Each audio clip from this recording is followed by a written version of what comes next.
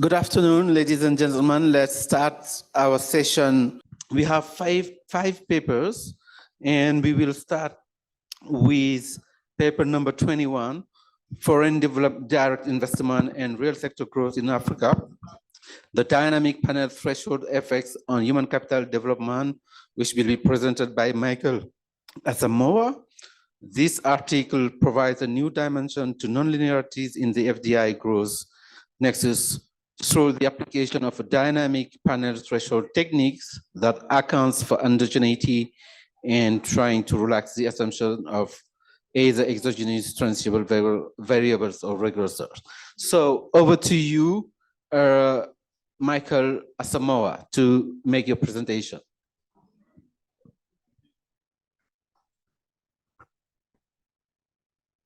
So let me tell you that you have 6 minutes for your presentation, and the discussion will be Alex Varane Rodriguez, who is online and who will have 4 minutes to discuss your paper. Over to you.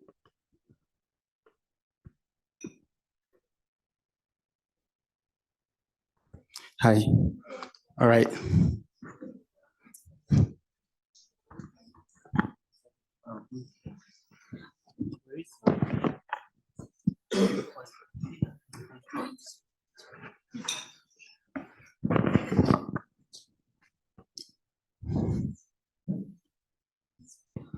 All right, so we are looking at FDI, Real Sector Growth and Human Capital Development in Africa, a dynamic panel analysis.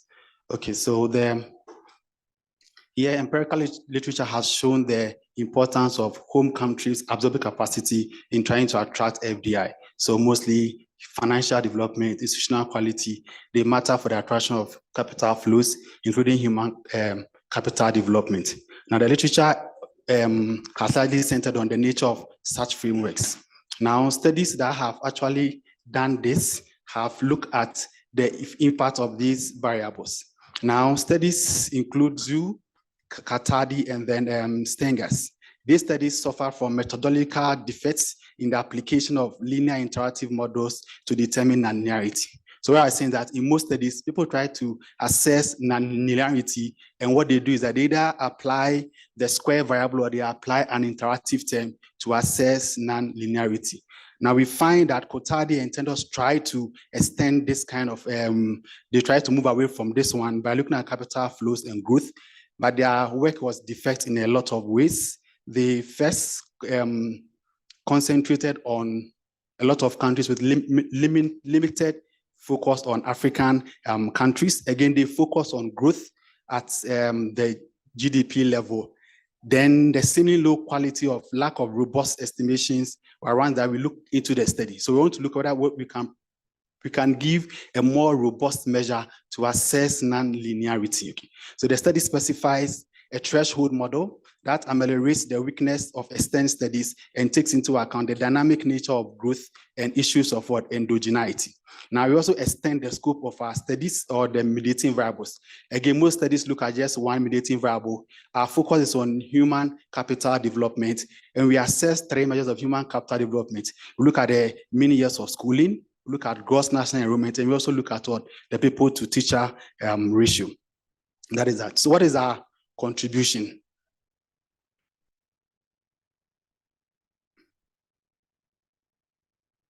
So our contribution is in the sense that we want to, as I said, look at an extensive way of trying to assess the nonlinearity among the variables. So we want to now look at, as proposed by CO and 2016, look at the dynamic model, which takes into account the effect of what endogeneity in these studies. Again, most studies have actually concentrated on growth at the upper level. Now, according to Fiorentina, they show that if you focus on GDP, you're likely to miss the other sectors of the economy. So we try to look at this one, focusing on the real sector, where we focus on growth or value additions in manufacturing, value additions in industry, agriculture, and then what, and then services, to see whether we can get any differences. Now, the role sector is important because many economic indicators have shown that Africa's economic transformation lies in growth driven by higher productivities, improve what agriculture, then industrialization. Again, the growth of the rural sector has been known to be essential for the optimal use of what available inputs. Again, there's an interconnectedness between the rural sectors, that products from the agricultural sector can be used for manufacturing and what industry. So we try to look at that, look at the other sectors. And then, of course, I say we look at a more extensive nature of what human capital, looking at what the mean years of education. Barrow 1994 content, that is the most widely indicator of growth when it comes to what human capital. But also look at the gross national enrollment. Those two are more of what quantitative measures. So the third one looks at what more of qualitative measure, where we look at what the people-teacher ratio, which measures how the contact hours that teachers have, and that will be more impacting than looking at the quantitative measures. Okay. So in our methodology, we show that this is what most studies have been doing. They try to, so this is growth. So we have growth, and then we have other dependent variables. So why is our growth? Now we measure growth here by the rural sector, and then we have the lag of rural sector, and then we have FDI. Okay, now to assess non-linearity, most studies, as I said, will introduce another term. So there's an interactive term. So we see that we have FDI, human capital, as the interactive term. That is what others use to actually assess non-linearity. And what happens is that it doesn't give you the exact threshold that you actually want. So when we go by this, then we try to do a marginal analysis to know at what point the threshold will actually set in. Now, going by the dynamic panel threshold analysis, all we are saying is that now the model breaks the equation into two parts, an upper part and a lower part, giving you the exact threshold that we can actually assess the impact of what human capital on FDI through what human capital on growth through what FDI. So that is what the model is actually about. It uses the first difference model as by Bond and Arlando, and again it uses the lags of the threshold variable, and then the independent variables as what as its instruments to deal with what endogeneity. Okay, so this is what I'm saying. So here we try to break. So we have human capital, then we have the upper part, then the lower part. So the regression is broken into two. We have a whole set of regression after the threshold point, and then before the threshold point, as we actually have it. Okay. All right. So now we go to our results.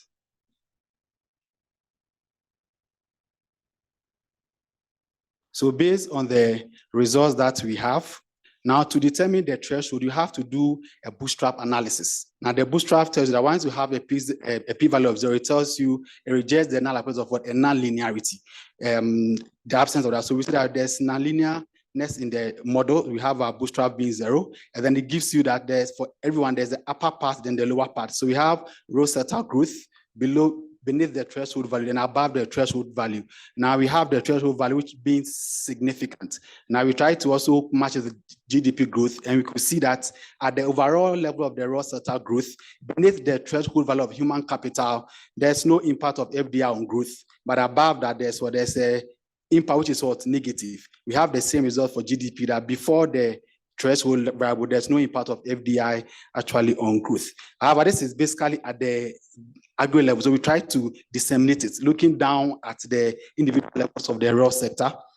And then we see that at the raw sector level or the individual levels, we see that there's significance of FDI for each of the threshold. So for manufacturing, for agriculture, for services, and then industry. Now we found out that for human capital measured by mean years of education and gross enrollment, because those are quantitative measures, in most cases, the benefit of FDI is beneath the threshold level, that after the threshold level, FDI has adverse impact on growth. However, when we use people-teacher ratio, which measures the contact hours, we saw that FDI impact on growth kicks in after the threshold level have actually been attained. Okay. Now, based on that, we only recommend that we shouldn't have a nationwide policy. We should have sector-specific policies, and again, policies that are driven at what, looking at all the indicators of what human capital, try to assess its impact on growth. Thank you very much. I would like to give the floor to Alex. Alex online to discuss this paper. You have 4 minutes. Thank you. I don't know if you can hear me. Very well. Thank you, Haji. Greetings from Maputo, Mozambique. Let me just go straight to the point.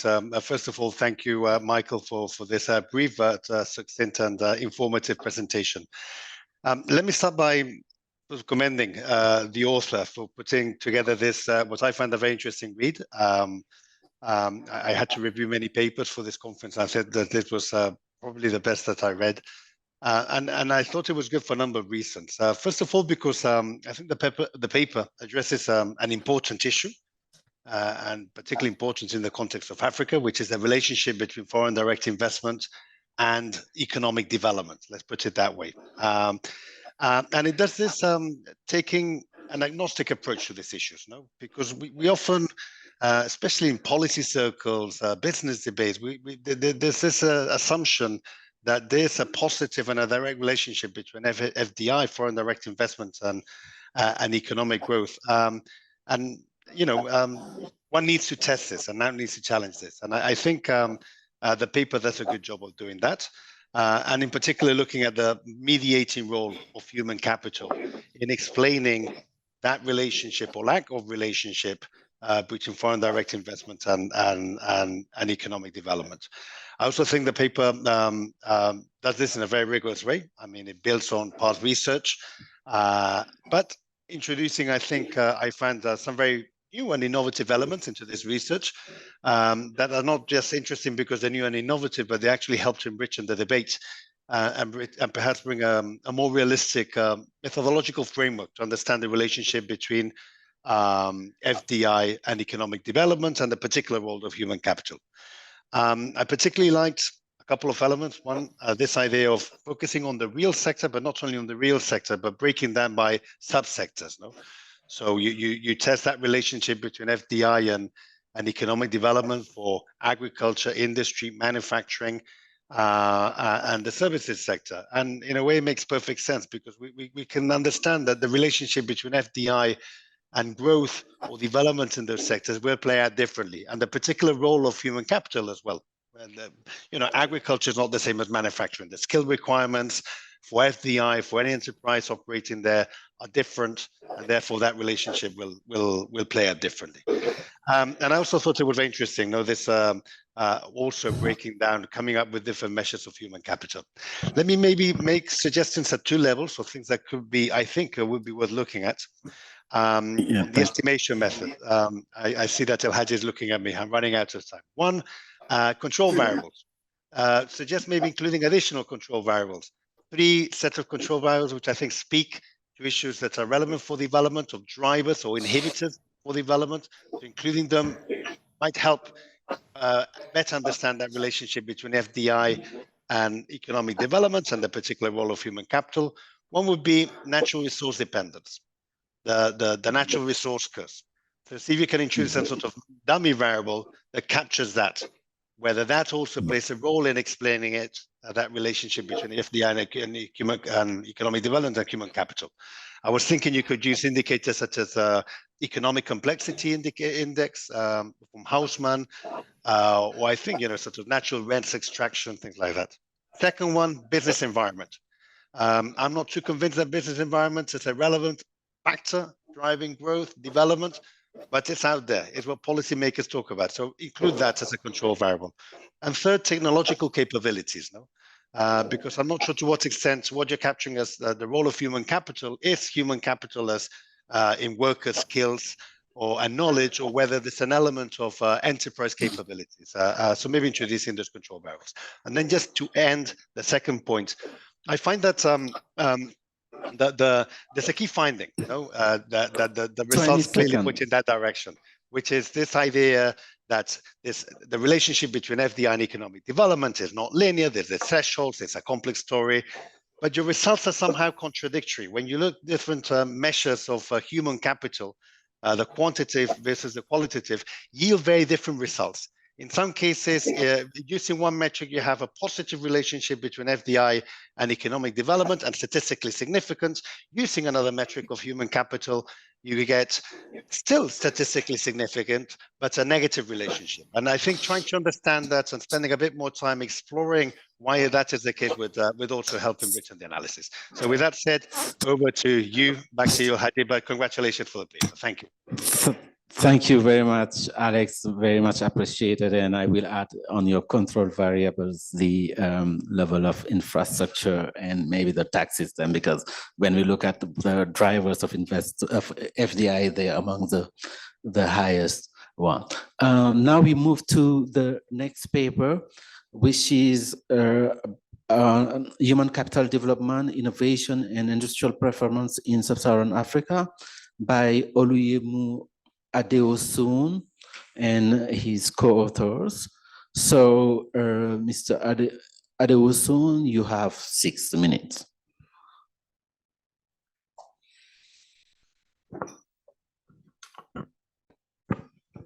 Thank you so much. Good afternoon, everyone. I'll be speaking on the topic Human Capital Development, Innovation and Industrial Sector Performance in Selected Sub-Saharan African Countries. My co-authors include Dr. Simon Ernest Odion and Dr. Ayodele Ibrahim Shitu. We are all from University of Lagos Economics Department.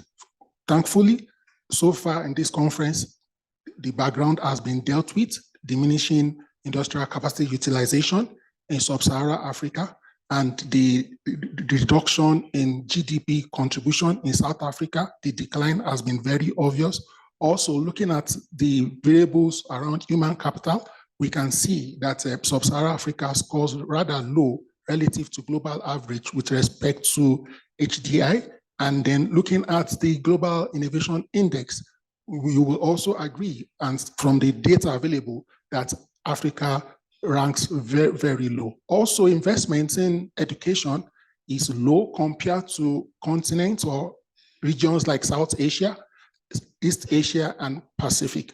And then, of course, when we look at the investments in research and development, we account in Sub-Saharan Africa for only 0.4%, with South Africa accounting for a significant portion of this. Again, many kind of initiatives, programs have been initiated by the different governments in Sub-Saharan Africa. However, no real results has been seen. The objective of this study will be analyzing the effect of human capital development on innovation in Sub-Saharan Africa. Also, we'll look at the impact of human capital development on industrial sector performance in Sub-Saharan Africa. Then we assess the effect of innovation on industrial sector performance in Sub-Saharan Africa. And lastly, determine the interactive effect of human capital development and innovation on industrial sector performance in Sub-Saharan Africa. The core method theory for this work is Caldus theory. And then we used the system GMM approach based on the nature and type of data. We are working with 26 countries based on availability of robust data, and relevant pre-estimation tests were carried out on this study. Okay, so I'll run us quickly through the results. I'll show a few slides, then I speak to the results because we have articulated it on one page. So we have results for each of the individual objectives, and then I will run us through the outcome generally. So the results show that human capital development has a positive and significant effect on innovation in Sub-Saharan Africa, and it corroborates some of the existing studies around this subject. The results also show that there's a positive and also significant impact of human capital on industrial sector performance in Sub-Saharan African countries, which is also in alignment with some of the existing work around this area. And then the third, with respect to the third objective, this also that there is a positive and significant impact of innovation on industrial sector performance in Sub-Saharan Africa. Lastly, with respect to the interactive effect of human capital development and innovation, the result shows significant and positive, and we realize that from the data results that when we have combination of human capital development and innovation, we get better outcomes and results. With respect to recommendations, first, we recommend that African countries strengthen investment in all dimensions of human capital as it drives innovation. Next, priority should be focused on developing a highly skilled workforce that possesses innovation-related skills via education for innovation and also continuous learning and development. Thirdly, policymakers should create a conducive ecosystem, develop and increase funding that supports research and development, foster innovation and technology advancement for industrial sector performance enhancement. Last but not the least, we must implement integrated policies. In other words, develop and implement policies that intrinsically link human capital development and innovation in sub-Saharan Africa. Thank you.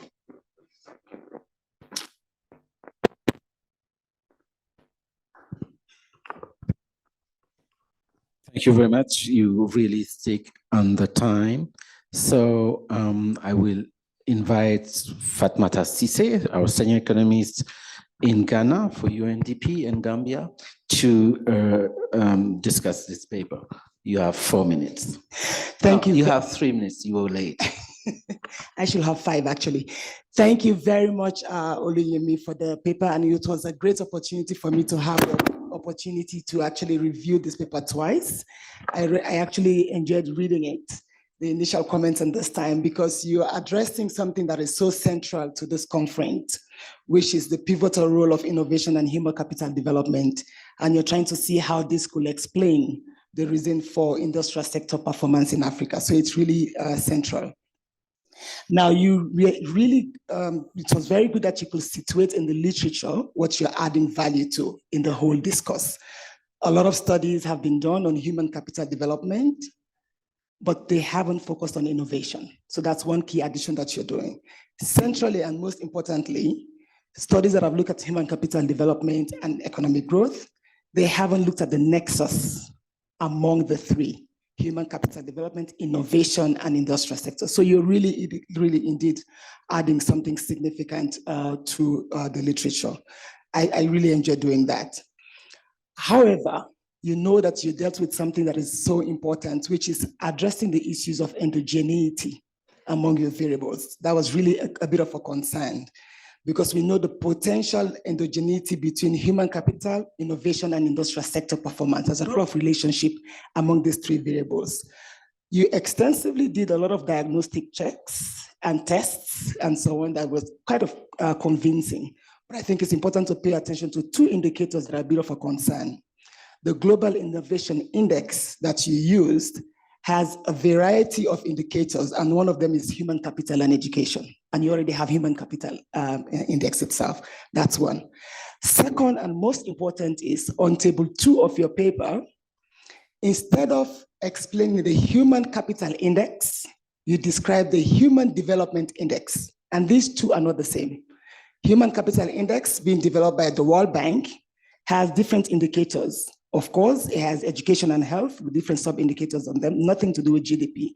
Human Development Index, which is what UNDP produces, it's quite different, and you were looking at human capital. So I'm not sure what you ended up using, but that's really important for clarification in your paper. That said, I'll not go into details on the analysis. I see you're checking your time. On the analysis of paper, I'll focus on 2 things, because it was really good that for almost your 4 specifications, the iteration of your models, you found statistically significant, and the signs are in the direction that is expected. But I feel when you looked at the human capital development on industrial sector performance, you had positive and significant results, but there was no discussions on how human capital is not an end in itself, but it's a means to an end. So as if we should have human capital, that's it. You can have industrial sector growth. You make it seem that way, but actually it should go beyond those. I'm going to conclude very soon. There was also an interesting finding around human capital development and innovation, where in the presence of innovation, interacting with human capital development has a positive and significant impact, but you do not go further to explain what innovation beyond the standard definition they have. Few things to conclude. Good discussions on how the results of your study conforms to earlier studies. That's actually important. the analysis should go at least beyond the econometric results. There's a lot that is happening, especially if you want this to appeal to policymakers. I find you did not interrogate at all the data. There's a narrow definition of human capital, which is looking at education and health, but there's a lot more that is happening in human capital beyond that narrow definition. And in fact, most of the innovation, I want to believe, it's not people who are possessing what we are calling human capital here. So you should look at that. Final point is, go beyond the narrow definition on your recommendations. You have a very strong results on human capital development and innovation. The results are stronger when the two are combined, and you wanted to look at the nexus. But it's only in this presentation I hear you talk about policy coherence, but not in the paper. So have a recommendation on policy coherence, and I think it goes on very well. Thank you. So thank you very much. I would like to open the discussion to the floor on these two papers. If there are some questions for the two offer, so that we have a bit of interaction before we move to the next presenter. Over to you, Mr. Bartolomeo Arma. Yeah, thank you. Great to listen to these innovative papers and that look at the links between human capital and industrial development. I just have one question, because I'm from a country that invested quite a bit in human capital. The returns were seen later, but in the short term, we had an exodus of those trained. Our human capital left the country, right? So the question is, how do you factor that into your analysis? Thank you. Is there another question? I would like to take two more questions. Okay. Yes, Oliyinka. Hi there. I think I might be repeating a little bit of what Alex said for the first paper.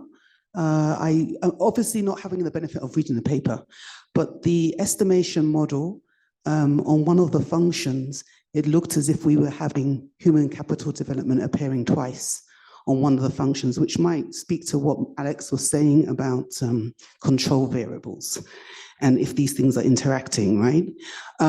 But I think my general comment is about to what extent are we measuring, when we're measuring the link between human capital development and industrial growth, to what extent we're actually measuring human capital, which because of the capabilities that are coming up through the process of developing the skill set of the workforce, that is actually driving industrial growth.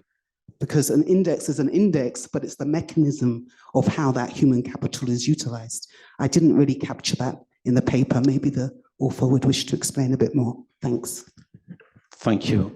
And I have a global comment to questioning, reasoning around there. Mavis was this morning showing that we have the productivity of labor, which was negative and decreasing in Africa. So how do you reconcile this trend of negative of the productivity of labor in these human capital, positive effects on industrialization and FDI, and FDI for the other one. So Asamoah, you'll respond first, and then I'll give to Adewo to respond. Adewo-san. Okay, so to just address what Madam said initially. So in that model, so what happens is that, as I said, when people want to find nonlinearity, we either do the squared or we try to do an interactive model. Okay, but in the model, the model tries to break the interactive model into two equations, two sides. So we have the upper limit and the lower limit. That is beyond the threshold level. Okay, so now you see that most studies will conclude that one study will say there's positive impact of FDI on growth. One will say there's negative impact. Now this study tells us that you can have both positive and impact in the same work, but one will happen at the lower level of human capital So for example, beyond a certain level of human capital, you see that FDI will not impact growth. So we found out that, especially for the manufacturing sector, beyond human capital, the impact of FDI is negative, is not significant. But beyond the threshold, we find a positive impact. They could explain that you need to get human capital to be able to transform raw materials into finished goods. And that requires higher level of what? Intellect. So if you don't attain that human capital level, you cannot have it. So you understand why there's a negative impact and a positive impact at the same time. That is what you get in those regressions. Then again, okay. And then how do we factor exodus into that? Well, I think to look at exodus, in most cases, it has to do with the fact that we have to look at the general economy itself. Most people are actually living just looking at the economic conditions. So we have to look at policies that will help to retain the human capital within the country. And I found out that, for example, for services sector, for that is a sector that across all the human capital index, at a higher level of human capital, there's an impact. So it means that for those services sector, we need to find a way to retain our human capital. And that is more of a policy from our leaders so that we can minimize the exodus. Thank you. Let's pass it over to Mr. Adewosun.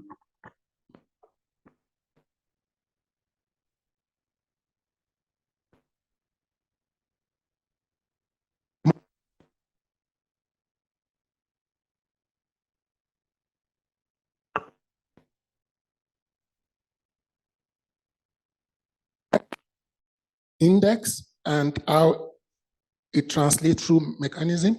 This is one area that I've noted down. It also aligns with the feedback I got from our reviewer, and we are going to further fleshing it out and bring it the value out in the paper. With respect to declining productivity of labor, yes, it is a concern, but on another note, we also have technology and tools to augment, but these are other areas the paper or subsequent reviews can check.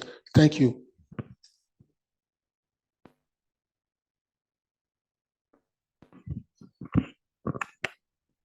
Thank you very much. Let's move on to the third paper, which is about the effects of political empowerment of women on structural transformation in sub-Saharan Africa. This paper will be presented by Alex Irumi. So you have 6 minutes. So Alex? Okay. Thank you to give me the opportunity to present our paper. And I am going to present in French. En fait, notre communication porte sur les effets de l'autonomisation politique de la femme sur la transformation structurelle en Afrique subsaharienne. Notre présentation va s'articuler autour de 4 principaux points, à savoir les motivations et les objectifs, méthodologie, les résultats et les recommandations. Nous commençons par dire que 28 ans après la 4e conférence mondiale sur la femme, l'émancipation politique des femmes reste l'un des plus grands défis de l'Afrique subsaharienne. L'autonomisation politique de la femme dans ce contexte n'est pas seulement une question de justice pour la femme, mais une condition essentielle pour la transformation structurelle. Notre présentation, ou alors la motivation de notre travail s'articule autour de 3 mouvements. Premièrement, depuis les OND, les puissances mondiales se sont engagées à atteindre l'égalité des sexes et l'autonomisation de la femme en 2015. Dans la même mouvance, le 5e objectif du développement durable s'inscrit dans ce processus.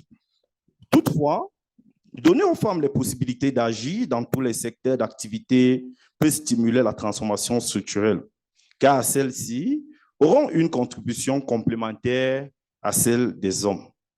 Le deuxième mouvement qui motive cette étude est celui selon lequel Malgré l'augmentation des progrès, l'augmentation des moyennes mondiales de représentation des femmes dans la sphère politique, notamment au niveau du Parlement, l'Afrique subsaharienne reste toujours à la traîne.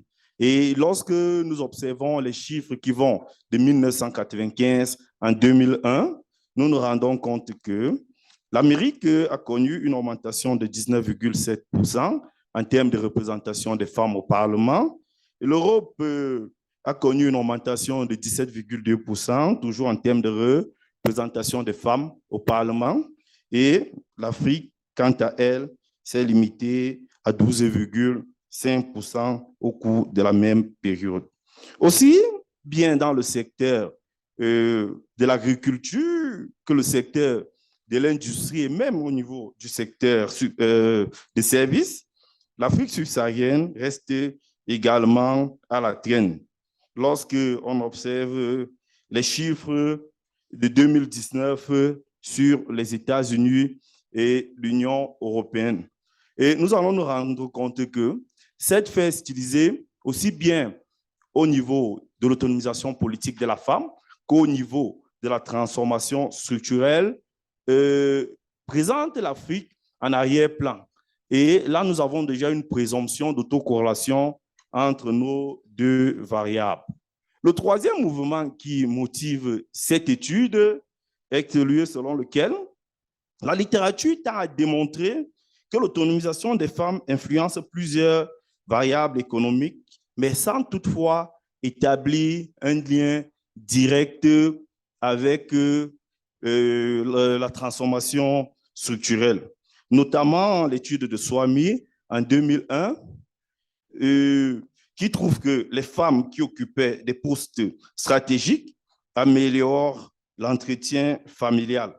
Nous avons aussi l'étude de Dola en 2001 qui nous dit que la forte représentation des femmes au Parlement réduit la corruption.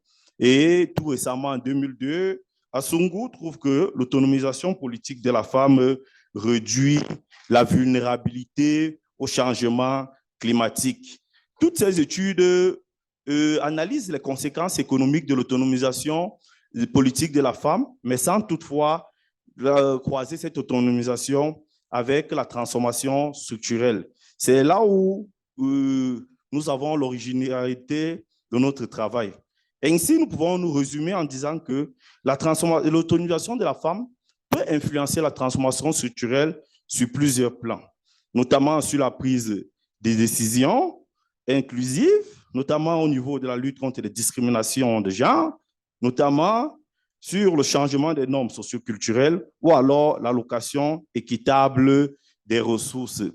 Par la suite, au niveau de la méthodologie, nous utilisons les données de panel de 41 pays d'Afrique subsaharienne sur la période de 1995 en 2017.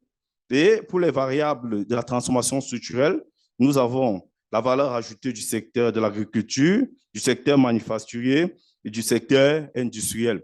Au niveau de l'autonomisation politique de la femme, nous avons l'indice de liberté civile, l'indice de participation des femmes à la société civile et l'indice de participation politique des femmes. Et enfin, nous avons l'indice global de l'autonomisation politique. Appliqué au modèle GMM, nous trouvons deux résultats. Premièrement, nous trouvons que l'autonomisation politique influence positivement la transformation structurelle au niveau du secteur agricole et du secteur des services. Toutefois, cette autonomisation politique, comme au deuxième résultat, tend à ne pas avoir d'effet sur le secteur industriel et sur le secteur des manufactures. Ainsi donc, comme recommandation, nous proposons que les droits fonciers doivent être plus accessibles aux femmes afin d'améliorer leurs conditions agricoles. Par la suite, l'amplification accentuée des femmes dans le dialogue social et les actions politiques doit permettre aux femmes d'agir sur le secteur agricole, sur le secteur des services et également sur le secteur industriel. Et comme autre recommandation, nous proposons d'encourager l'accès des femmes aux ressources financières par des prêts, des microcrédits et des subventions afin de les aider à développer leurs activités dans le secteur agricole, le secteur des services et également le secteur industriel et des manufacturiers. Sur ce, je vous remercie pour votre aimable attention. Merci beaucoup. Alors, je vais inviter monsieur. Merci pour les encouragements. Alors, je vais inviter monsieur Ligansen, senior économiste du PNUD au Libéria et au Sierra Leone, à discuter ce papier. Thank you, Elijah. So going straight to my comments, I think that this is an interesting paper as it tries to bring some kind of new perspective on how we analyze structural transformation and its drivers. And we know that productivity is somehow constrained in Africa, so it is time to see how we can really look for a new way that will be participatory, including all fringes of the population, and see how we can fast track the transformation process. And I think what the paper is doing is somehow to try to demonstrate that the structural transformation process is not gender neutral. And to me, this is new, as most of the time we are looking at structural transformation from the sole lens of the growth of the manufacturing sector. And I do believe that with this kind of approach, we'll be in a position to have some kind of, let's say, integrated and comprehensive policies that will be, let's say, looking at improving the growth in the manufacturing and industrial sector. On the paper, I think it's bring quite a lot of contribution to the literature, because most of the time when people look at the impact on structural transformation, they are only focusing on economic empowerment, while the author is trying to see how this can be looked at from the perspective of, let's say, political empowerment. And I think this is great. And I have to say also that the quantitative approach that was used is well motivated by the type of data that they have. They are using panel data for a sample of African countries, and they are using also the GMM system, which is also well recommended, especially when you want to control for indigeneity. So on that, I think the choice of the methodology is well motivated, but I think the selection of the variable to measure structural transformation could have been improved, because I see a kind of oversimplification of the ways that they are measuring structural transformation. For now, they are only using the value added in agriculture, services, and industry. But I do believe that structural transformation is more than that. It's a dynamic process. It's a way of looking at how the resources move from the low productivity sector to the highest productivity sector. And so far, we are not seeing that. So I would recommend him to look at the employment data, but also to look at this migration effect of the labor force between the different sectors. And then when you use also the value added as an indicator, you might not be able to distinguish between the quantity effect and the price effect. So you might also want to look at the, let's say, consumption approach, because not all about production when you study, let's say, structural transformation. And I have noticed it also that the author sometimes alternatively use the term structural transformation and structural change, and it's not the same. Even if they are well related, they can be causes and consequences of each other, but they are not the same. The transformation process is more the end of the process, while the changes is the gradual steps that you will be having in between. And on the recommendation, we saw also that they found that we have a negative impact between gender political empowerment and structural transformation. I think there we might have a kind of trade-off, right? So shall we go for gender political empowerment, or shall we just go for, let's say, more value addition in the industry sector? Because so far what we have observed in Africa when we talk about structural transformation is that it is driven by the services.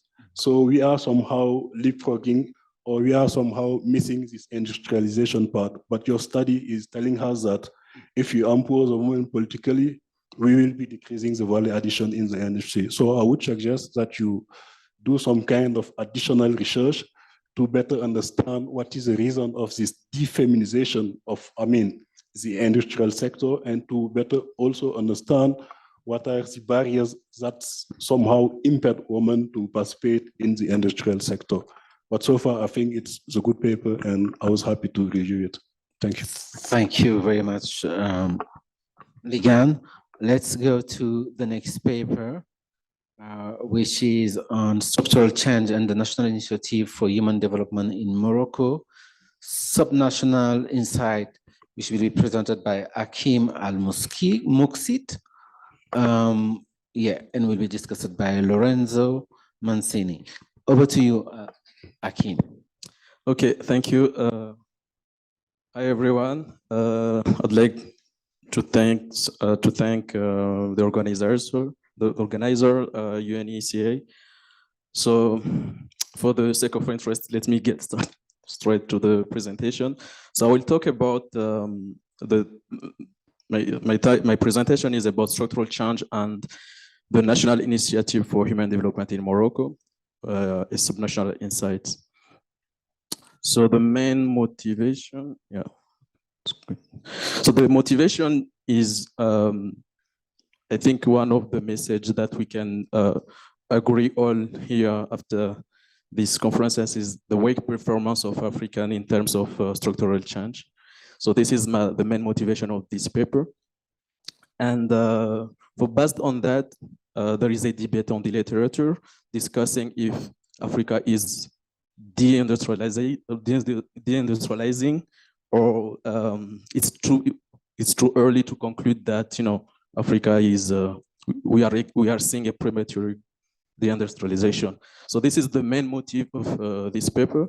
And the reasons of this weak performance and this debate is not well established now in the literature. So there is one body of the literature looking at the role of policy reforms in reducing inefficient misallocations engendered by frictions or rigidities. So the hypothesis is that there are many frictions and rigidities in Africa that explain this weak performance. So in literature, they looked at very macro market-based reforms, financial reforms like financial liberalization. Typically, you can think of the structural adjustment programs. Also, many other market reforms that aims to increase the competition in the market, you know, to make the market well functioning, and many trade reforms like to drop the barriers, etc. So this literature look at these macro financial reforms, and the main result is they contributed the contribution in terms of structural change were very limited. So in our paper, we're trying to revisit this literature, we're trying to contribute to this literature, but adopting a new perspective, because most of this literature is adopting a macro perspective. So what we're doing here is, yeah, to revisit this literature, but looking at more at subnational level.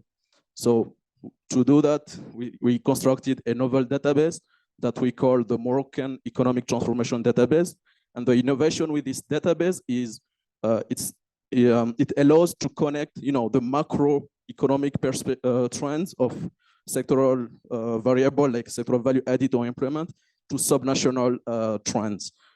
And within this regional perspective, we're looking at a very interesting, we think, a very interesting program, NIHD program, that look at, so we look at the role of this program on, you know, structural change. And we think this is a very interesting program because contrary to the macro market-based reforms that has been studied in the literature, this one is more focused on human development. And the way they design the human development, they consider human development across all the dimensions, like education, health, employment, because they suppose that human is developing if he has access to decent employment and, you know, more income, and then he increases living standard. And another characteristic of this program is the bottom approach. They adopt a very participative approach they start from the bottom to the top, contrary to this macro fiscal. You move Yeah. on your mark. So yeah, so this is just to give you a preview of this program. It's a nationwide program that affects many sectors, infrastructure. They provide fund for income generating activities, infrastructure in health, education, etc. So the advantage of the database that we constructed is to exploit this regional variation of this database in terms of value added and employment, but also the variation in this program, to evaluate the impact of this program on the structural change. So let me get straight to the methodology. So we use you may get to the results very quickly. Yeah, the results. Yeah, the results. No problem. We use. Okay, straight to the conclusion. So the main conclusion that we find is that this program do have impact on structural change, contrary to the literature of this macro market-based policy reforms. And we think that in terms of policy implications, this is a program that is not very common across Africa. And I think we have a lot to learn about it and how it has been designed in Morocco, because the way it has been designed, this conception of human development, targeting the needs, because it adopted a bottom approach. So it is likely to meet the needs of the population directly and to address many frictions, because it addresses employment, it addresses infrastructure, it addresses human capital, education, and health. So I think I'm going to stop there. Thank you. Thank you very much. Let me invite Lorenzo Mancini, our senior economist in Angola, to discuss this paper online. Lorenzo, over to you. Thank you. Good morning, good afternoon, everyone. Thanks for inviting me. I would like to first commend the authors for the great effort. I think it was a very interesting paper. I enjoy reading it. It's absolutely relevant. The paper targets investigates the phenomenon of structural change, which is definitely a critical process for development. And I think it is also relevant because, as far as I could understand from the paper, is also the first comprehensive attempt to understand the process in Morocco by taking a subnational approach, which is also different from other papers and usual research that takes a macro or a national approach to that. So I like, because it's specific to the country, but also considering the subnational characteristics.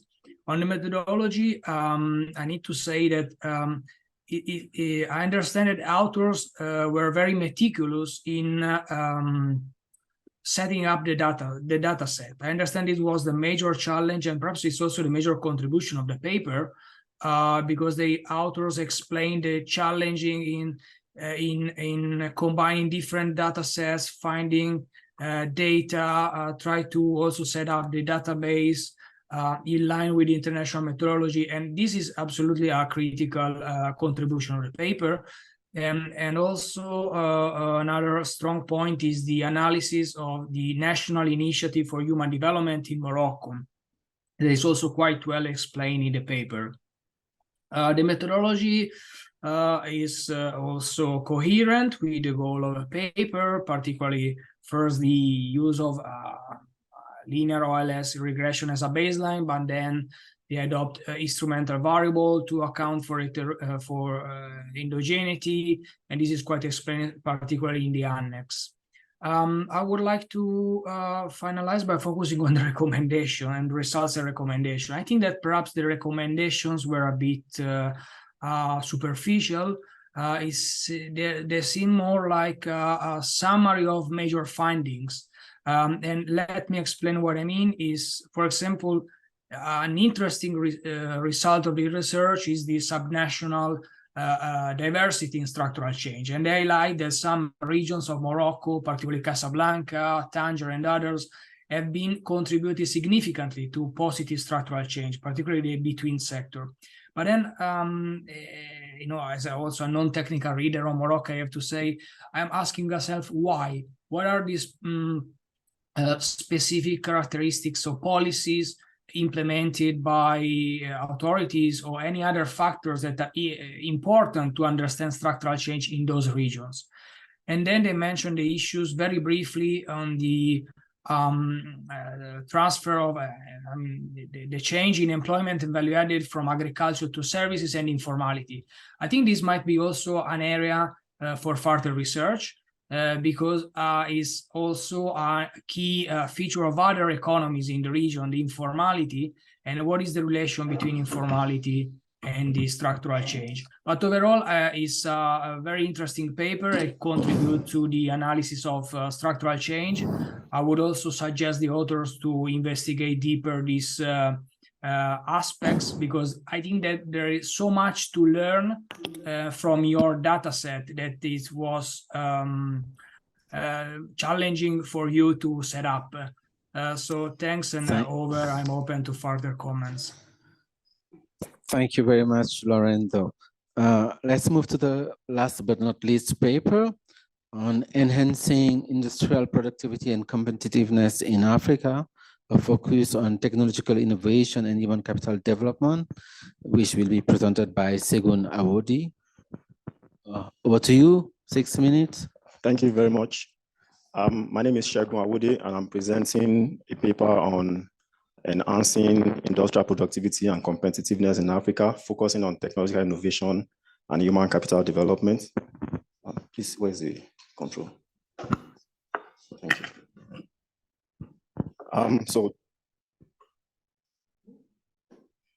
Okay.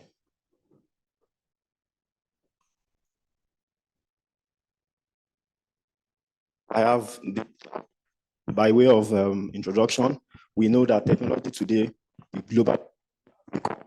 A major part of how things are done, it is reshaping and revolutionizing the approaches used by firms to produce and market their goods and services. But then, in order to harness the full potentials of technology, there is need to have a requisite pool of talents that would adopt the technological innovation to drive the industrialization process we are talking about. The two factors combined together to offer potentials to drive innovation, enhance operational efficiencies, and improve economic prospects. If we look at the strategies of developed countries, how they've gotten there, it has been through industrial revolution powered by high technological innovation and critical investments in human capital development, which has boosted their total factor productivity and contributed to economic development. Despite the fact that Africa has witnessed some economic growth in the past, we have abundance of natural resources, which population growth majority remains a very key challenge. Most of the countries on the continent are still trapped in low productive economies, involved in low value-added activities. And the human capital is largely underdeveloped, and the continent has a narrow range of competitive export products, and this hampers ability to attract investment and achieve economic growth. The AU has launched a digital transformation strategy for Africa 2020 to 2030, which emphasizes the role of tech transformation to drive innovation and achieve sustainable growth. And some of the countries on the continent have already identified that, and they have included innovation measures in some of their developmental initiatives. But then the rate of technological adoption on the continent is still very low, leaving a huge technological gap. And that is evidenced by the Global Innovation Index 2022. If you look at that ranking in Africa, Mauritius came top, but is assumed 45 out of 132 countries, followed by South Africa, Morocco, Tunisia. But more concerning is the fact that out of the bottom, sorry, that's not so clear, out of the bottom 20 countries, 17 of them are in Africa. And that's a very concerning point.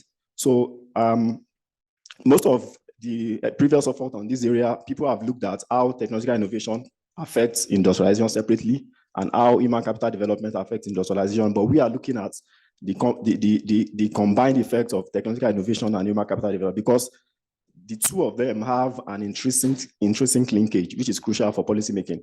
When you invest in human capital, they need to adopt, they need access to technological innovation for them to drive innovation, the industrialization process. And when you have a technological innovation, you need the human capital that will drive that process. So this study is about the interaction of the two, and our objective is divided into two. We are looking first at the combined effect of technological innovation and human capital development on industrial productivity, and the other one is on industrial competitiveness. By way of methodology,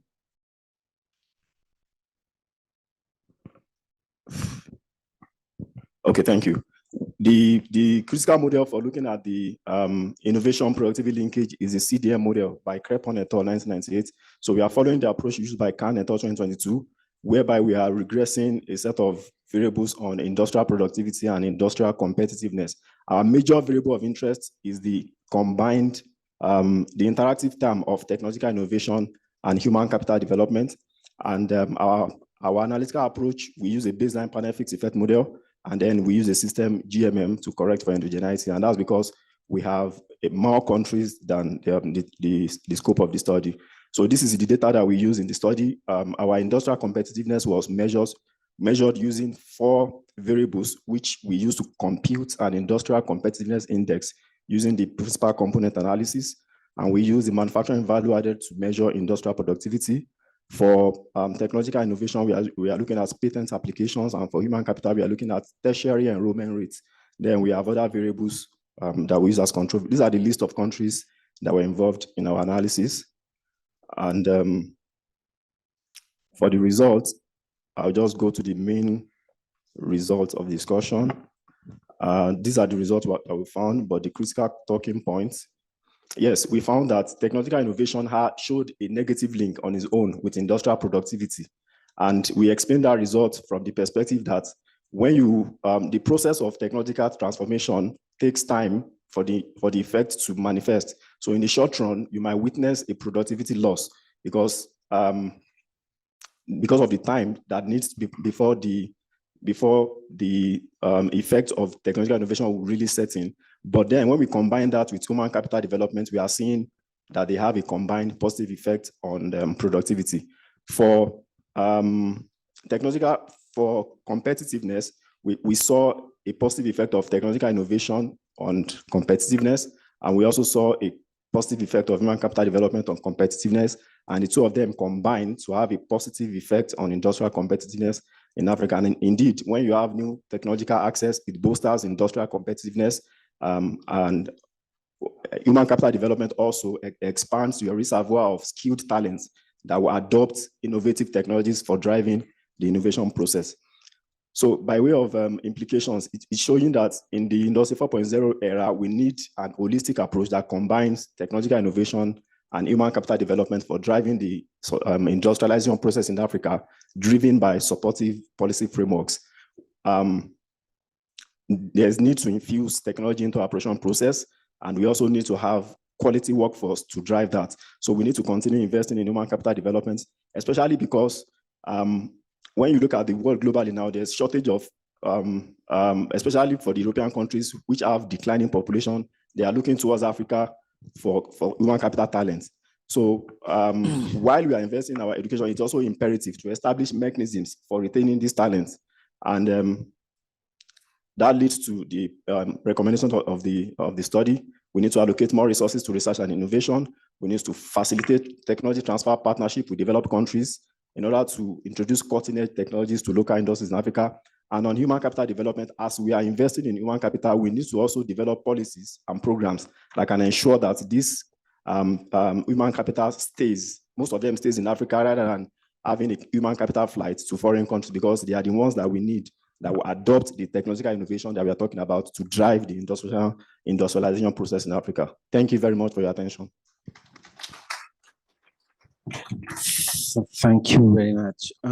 Let me invite Mr. Makhtar Seydou, our economist in Niger, to discuss this paper. Thank you very much. Alhaj, first of all, I would like to congratulate our brother, Mr. Aode, for a very insightful and interesting paper. So going straight to the literature review, I would like to mention that the literature review is very rich, whether in the empirical and the theoretical terms, but I found that it's very eclectic and less African context centered. I think he could have improved it by really by really focusing it on African context, because he talks about many different contexts that are not similar to African context, and maybe the result in those contexts are not transposable in the African context. So that was my first point. The second point is about the methodology. I think especially the treatment of the human capital development variable, because our brother only choose the tertiary school enrollment as human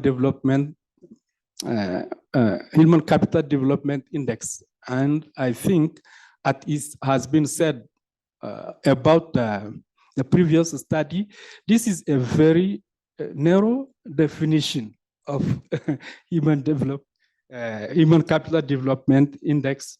And I think there is room for improvement at this level regarding the definition of this indicator. Also, the industrial competitiveness variable and the industrial productivity variable, there is a strong linkages between the two variables. And I think maybe dealing with one of the variable could solve the problem of the odd variable.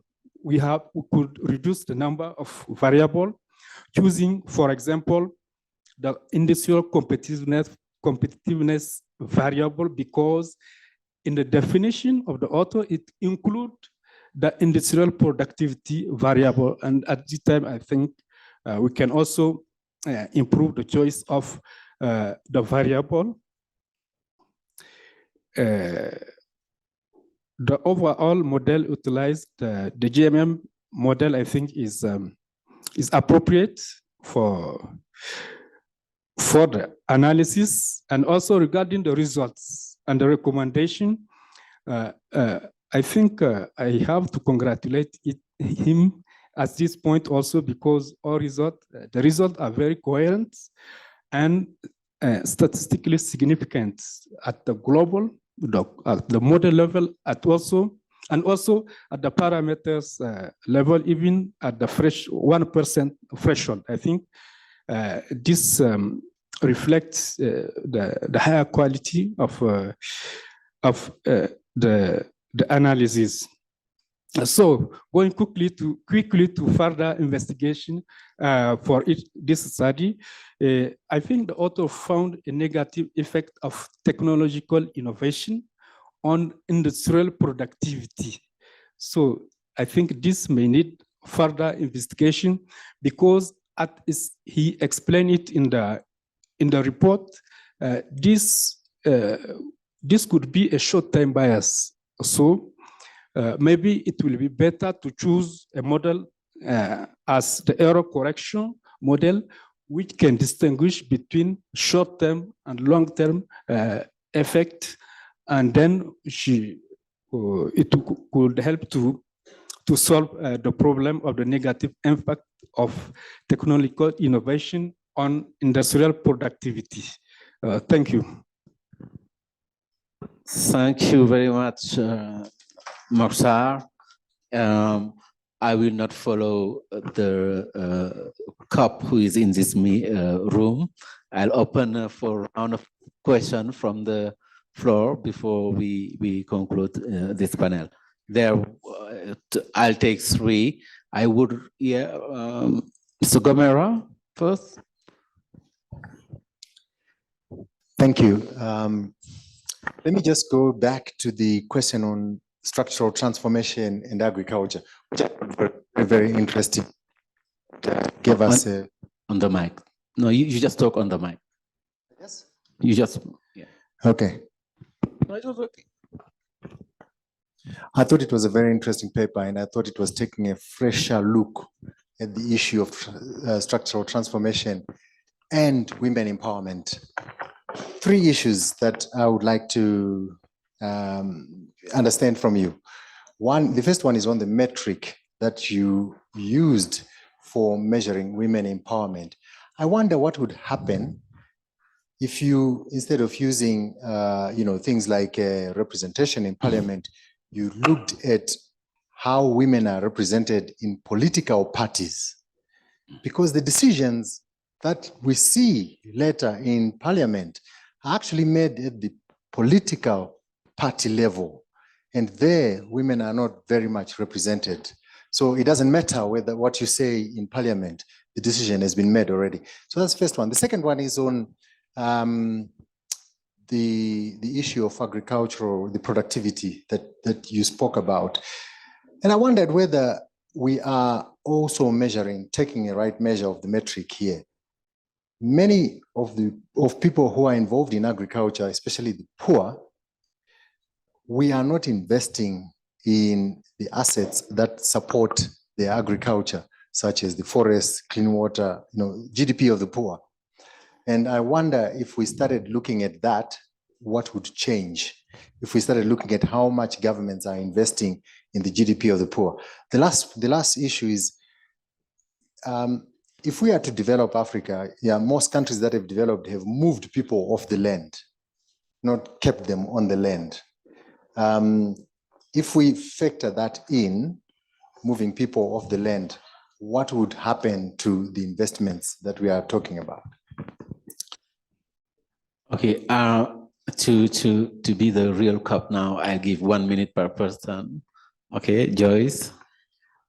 My question is also addressed to Alex. I found your paper quite interesting. However, I have a concern with one of the recommendations you gave regarding, improving land rights for women that kind of snuck out of nowhere in the paper.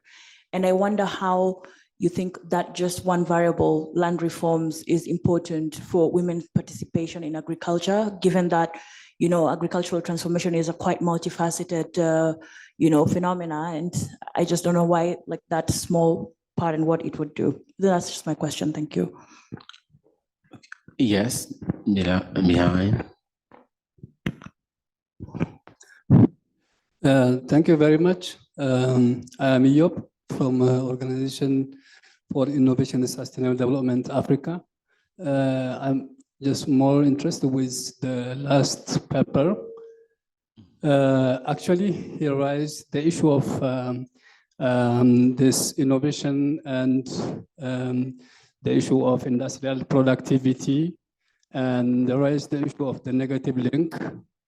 That's actually addressed by the review finalists as really a limitation, because it's all clear that the literature show that many developed countries have come up with enhancing the productivity of industry with increasing innovation scopes in the landscape, so that that would really boost the growth of industrial productivity using various technologies like artificial intelligence. So it actually really needs a redefinition of that term. Thank you.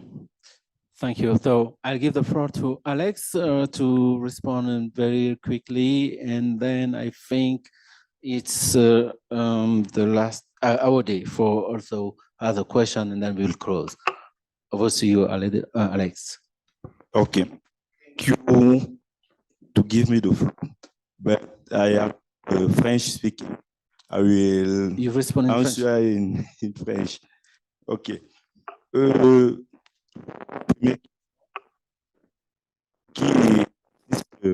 À savoir si on s'intéressait à un autre indicateur, c'est-à-dire au quota de présence des femmes dans les partis politiques, quel est le résultat qu'on pourrait obtenir? Je vais cette question. Il est vrai que les femmes sont en minorité représentées dans les partis politiques, mais avec les indicateurs tels que l'indice de liberté civile, ou qui permettent à la femme de s'exprimer et de participer au processus de prise de décision, même le peu de femmes qui déjà est représenté dans les partis politiques peuvent avoir un mot à dire afin que l'élu qui est représenté au Parlement puisse contribuer à ce mouvement et contribuer au processus final et avoir un impact sur la transformation structurelle. À la deuxième question, qui consistait à savoir comment est-ce que les cultivateurs pauvres peuvent bénéficier des effets du gouvernement suite au mouvement politique des femmes.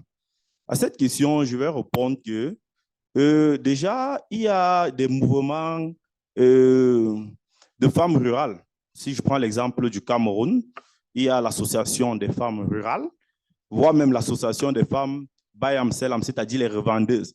Donc, les femmes rurales ont un vaste mouvement qui influence les prises de position politiques. Et on se rend compte dans ces mouvements que les femmes qui interviennent dans les processus politiques se rapprochent souvent des femmes rurales pour essayer d'avoir leurs préoccupations afin de les porter autant pour moi plus haut vers le gouvernement. Et c'est ainsi que les femmes qui seront proches d'elles et qui auront les décisions sur le plan politique vont permettre que le gouvernement puisse adopter des politiques qui vont toucher les femmes cultivatrices plus pauvres. Merci. Merci.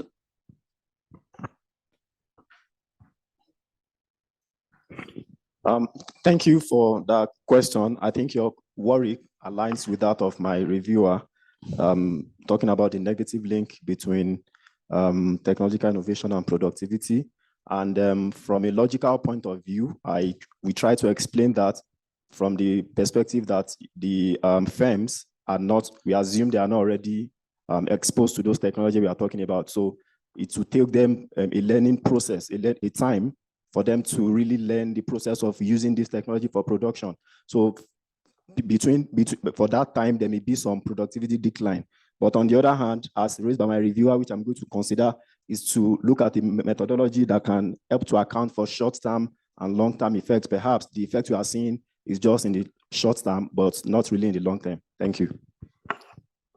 Thank you very much.